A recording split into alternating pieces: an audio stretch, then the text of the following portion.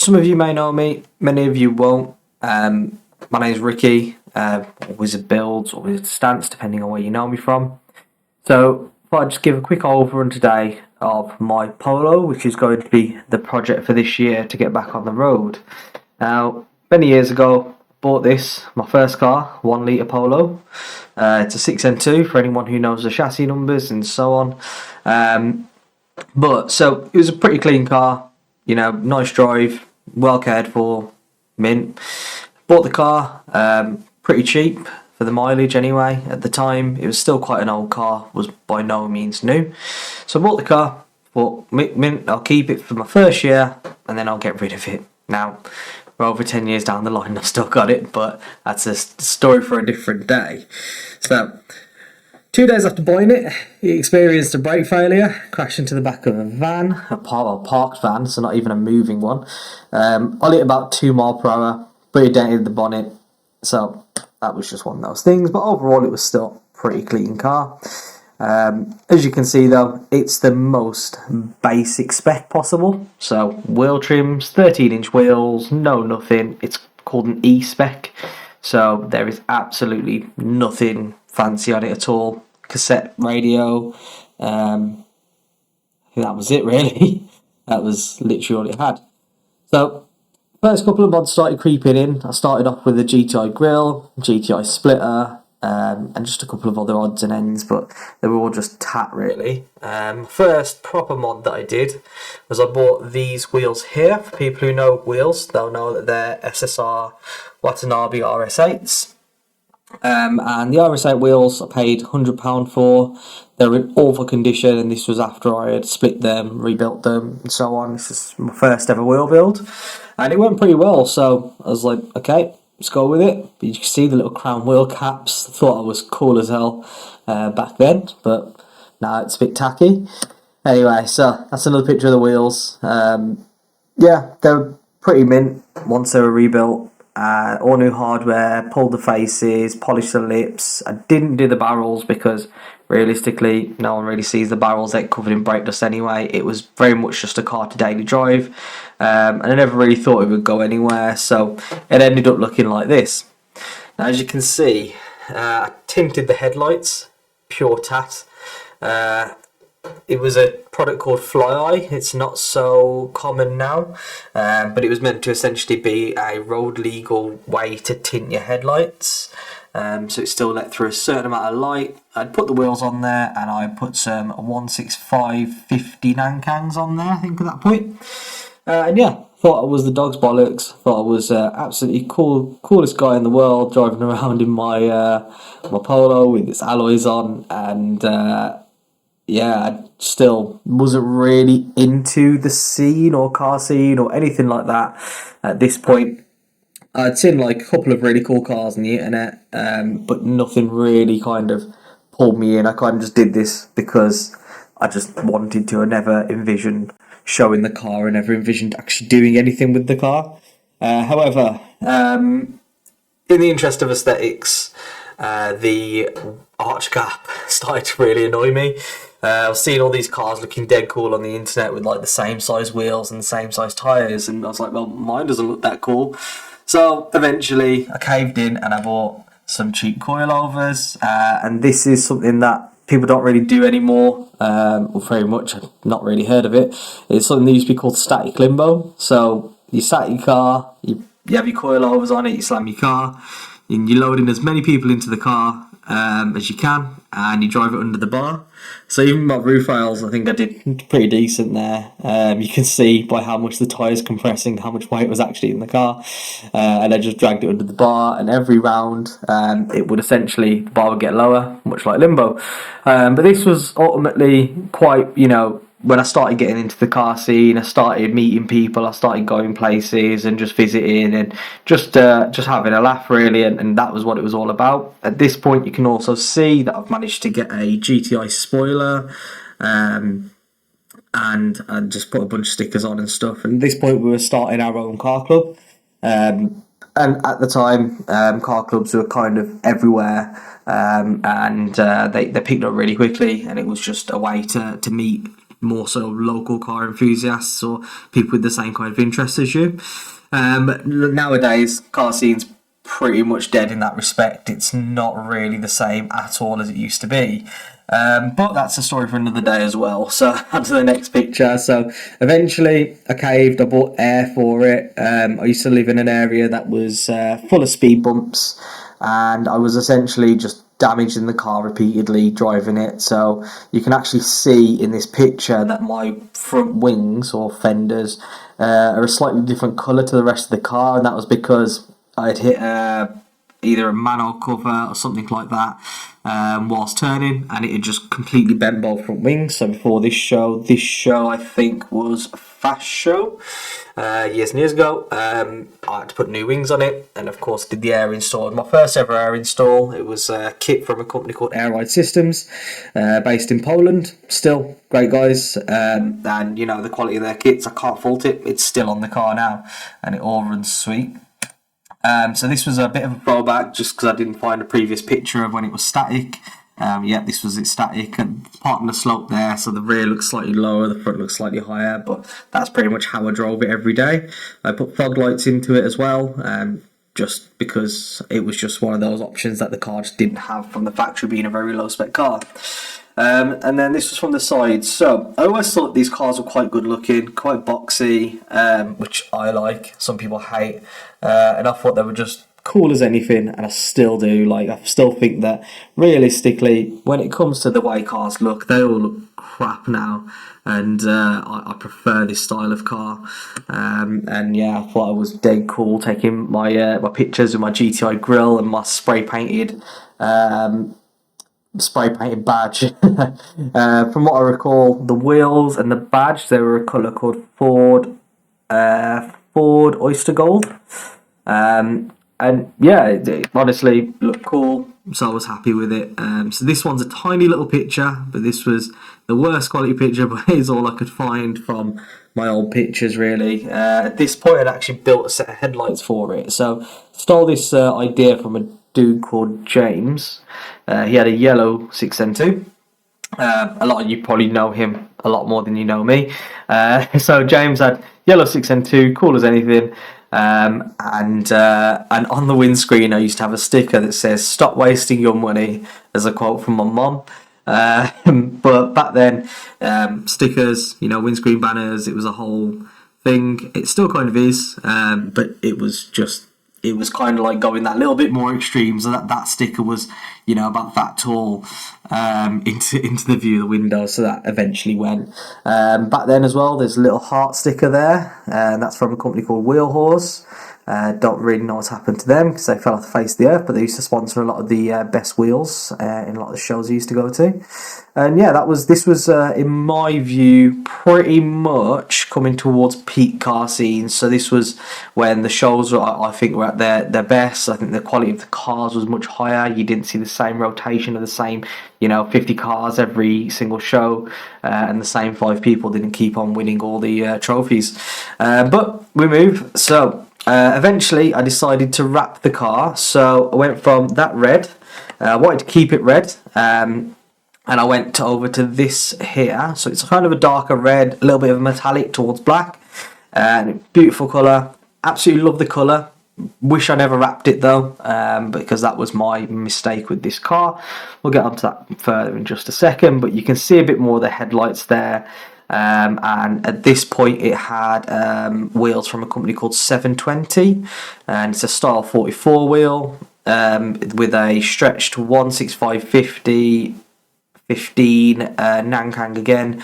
I'd also added on NK tuning side skirts and a couple of other odds and ends. And this was it at Culture Shock. So I went to a smaller windscreen banner, as you can tell, purely for the reason that it was what I could get made for me in very, very, very short notice. I think that previous one, shortly after that picture, I was actually pulled over. Of course, stretch tyres, windscreen banner, black headlights. It was just asking for it, and at this point it wasn't so much that it was my daily driver anymore. So I was driving this every day as that, until I started getting pulled over more regularly. So yeah, switched over to this smaller banner. Still got the stretch tyres, but I only really drove it for shows. This was again called Shop Peak Car Scene. Great. This was a good 5-hour drive. This car, as mentioned, was only a 1 litre still at the time. Yeah, ultimately it just took forever to get anywhere. It was slow as hell, and you can't see in this picture, but I'm a big car audio guy, and I had four 12-inch subwoofers in the back on 3 kilowatts, which was a lot back then. It had 3 or 4 batteries in it. It weighed a ton. It had to do a brake upgrade to the GTI brake setup just for stopping power. And yeah, just kind of still just drove absolutely mint. And this is a picture. On the right, it's my brother's E36 on Vossen wheels, and on the left, you can see a bit more of the headlights, custom headlights I was referring to. So those are all the pictures that I've got at the moment. However, give me a second, and I will find some more. Right, so managed to find a couple more pictures. So this was the car, a bit more in the sunnier weather.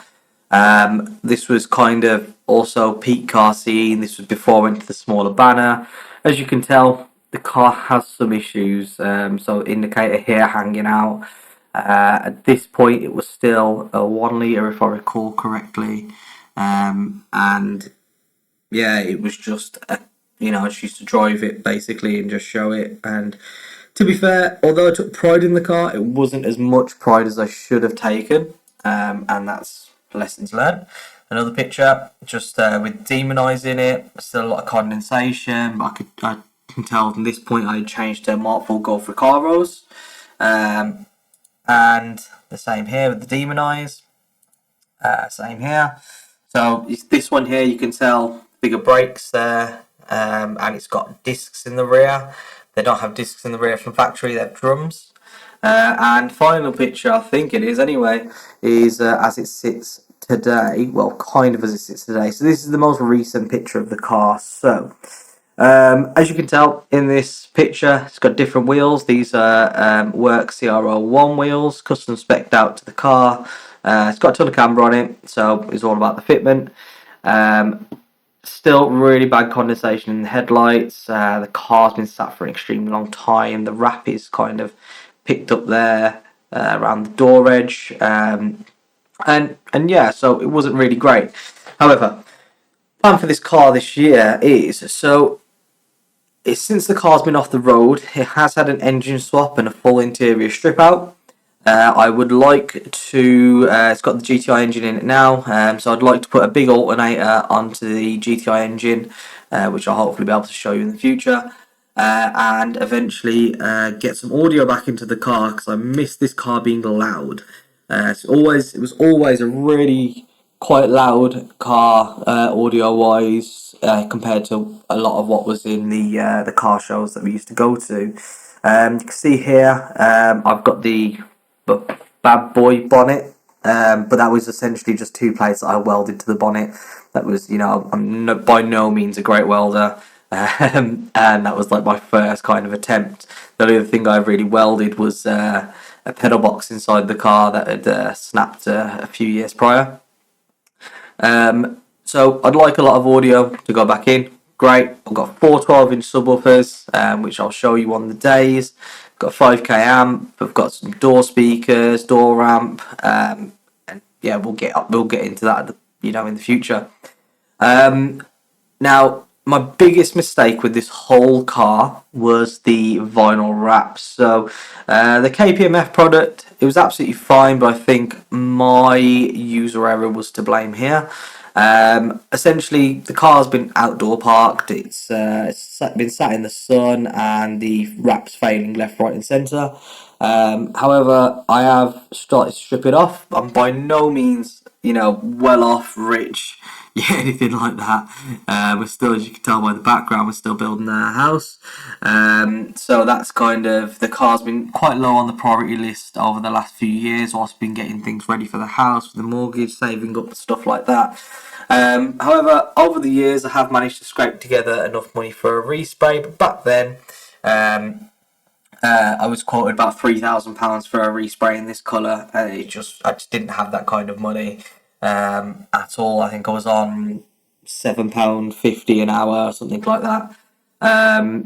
Yeah, so £7.50 an hour. I was having to drive, an hour to work, an hour from work, and I didn't have the time. I didn't have the money.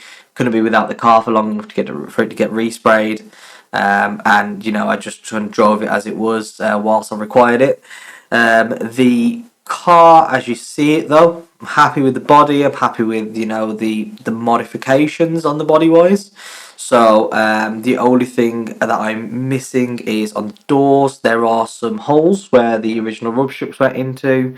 I took those off, wrapped over them. You can never see that they're there. However, for it getting painted eventually, you will see them. So that needs to be sorted.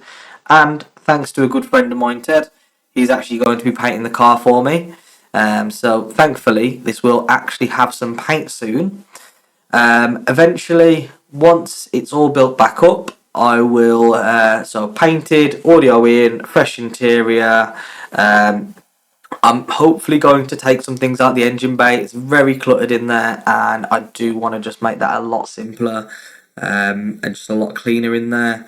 Hopefully shave off a couple of brackets. I've got a power steering relocation, so power steering reservoir relocation, washer fluid bottle, a different one to go in there. Just little things like that. I'm not looking to do a full ABS delete and everything like that. I might reposition the coolant reservoir. That's probably on my list, and just tidy up some of the wiring. Being an engine swap car, and using an OEM loom, it's one of those where you always end up with a couple of extra wires for things that your car wasn't spec'd with. I need to, of course, fix the indicators and headlight fogging up issues. And yeah, just kind of once the car's painted, actually get back to driving it. Everything is absolutely fine with the car. I could, jump in and start it today. However, there is a couple of also maintenance things that I say maintenance. It's not so much maintenance; it's future proofing, so to speak. So I have new lower arms, a new subframe, new control arm bushes, new rear beam bushes to go into it. Things like that. They just help sustain the drivability and the longevity of the car. It does have a new power steering rack in there already, which I didn't do too long ago. I would like a couple of silicone hoses for it, for the radiator. There's a company called Roos Motorsports that does them. And eventually, once I save up some more money, I will be getting those, just to tidy the engine bay some more. But at the moment, being broke doesn't really help. I will also actually get back to detailing and cleaning the car. Of course, this isn't my only car. I have an an E46, and I also have another 6N2, which the other 6N2 is kind of just stored away. It's completely stock, 1 litre, but it's in evergreen, which is a rare colour. That's kind of just sat there. Maybe one day I'll do something with it. Maybe it'll be a new daily driver. I don't know. I just bought it because it was cheap and I like them. My E46 I will do a separate video about because that has been built rather differently, and that's kind of learning a lot of the lessons that I've took from this and passing those forward to the E46. The 46 completely different car though. The way it drives, the way I use it every day. Granted, they're both on air ride. They've both got work wheels on them. On the 46 I have VSKF, and then I got those actually before the CR01s on this. However, the VSKF, of course, they needed to be rebuilt, so I rebuilt those. But the CR01s being brand new, I didn't have to lift a finger, which is amazing. I think there was a couple of places that I made mistakes with this car. I'm completely transparent. I will show all the mistakes. There is a lot of skills that I want to learn, though, of course. I want to get better at welding. I want to be able to paint. And yes, I hear you saying that, so what's the point of getting the car painted if you're going to learn how to paint? The reason being, if someone is good at something and you want something done well, you go to someone who's good at something instead of just assuming that you're going to be able to do it well.